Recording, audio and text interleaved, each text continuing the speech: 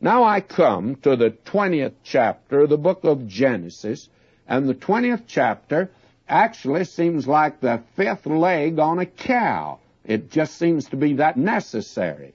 And what we have here is something that you feel like you'd like to leave out. Abraham repeats the sin that he committed when he went down in the land of Egypt concerning Sarah by lying about the fact he said she's my sister. Now, it's the same sordid story. And you wonder again, why is this chapter put in here? Well, it's put in for a very important reason, friends. Abraham and Sarah are going to have to deal with this sin before they can have Isaac, before they can have the blessing. And may I say to you, until you and I are willing to deal with the sin in our life, there's no blessing for us. Now, I'm going to just hit the high points of chapter 20.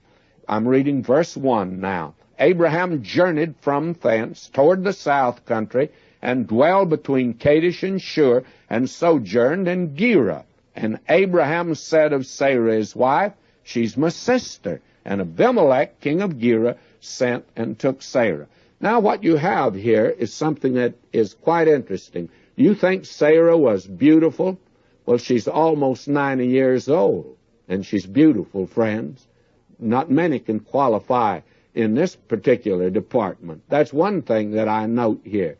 And then Abraham is actually getting pretty far south in the land. He's gone beyond Kadesh Barnea, where the children of Israel came up and wouldn't even enter the land. Now he's gone down to Gerar, which I don't think he should have done, but be that as it may, he lies about Sarah again.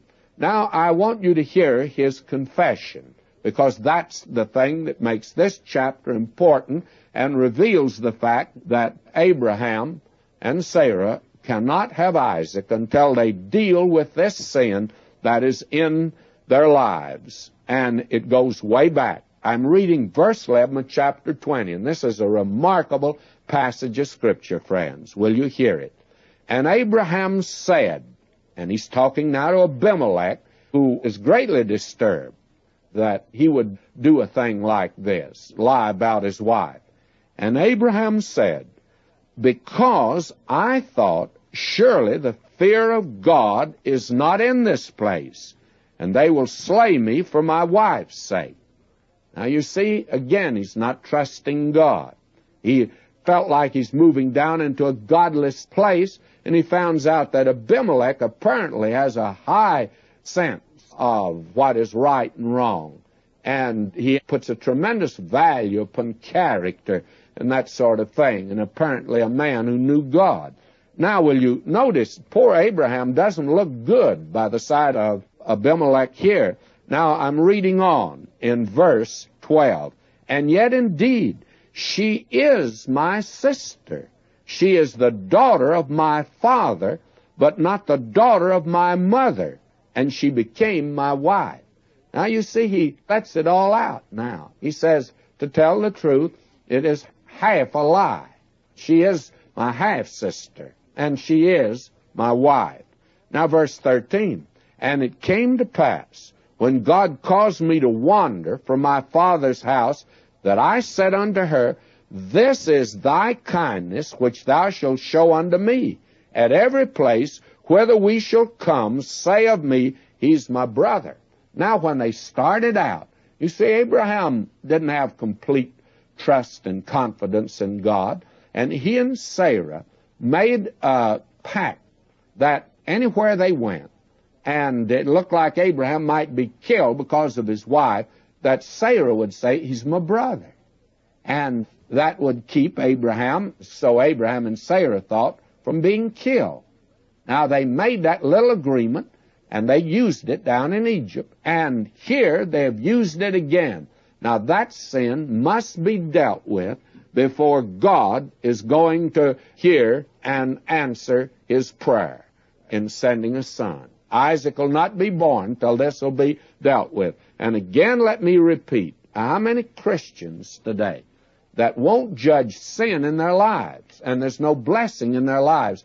I frankly believe that in many of our fundamental churches today, if we could get the believers there, those that are in places of leadership, if they would confess their sins, now not publicly, but if they would deal with the sins that are in their lives, I believe we could have revival. And I don't believe there'll be any blessing until, friends, this is dealt with.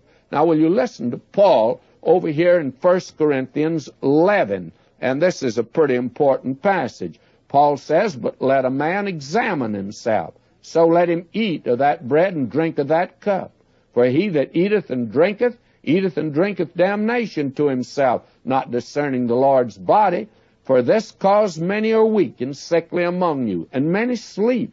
For if we would judge ourselves, we would not be judged. But when we are judged, we're chastened of the Lord, that we should not be condemned with the world." And blessing, friends, is being withheld today from the church and from the lives of many believers because we won't deal with the sin in our lives. That's a tremendous lesson, a great spiritual lesson here in the 20th chapter of the book of Genesis. Now, next time, we're going to see this long-looked-for event, the birth of Isaac.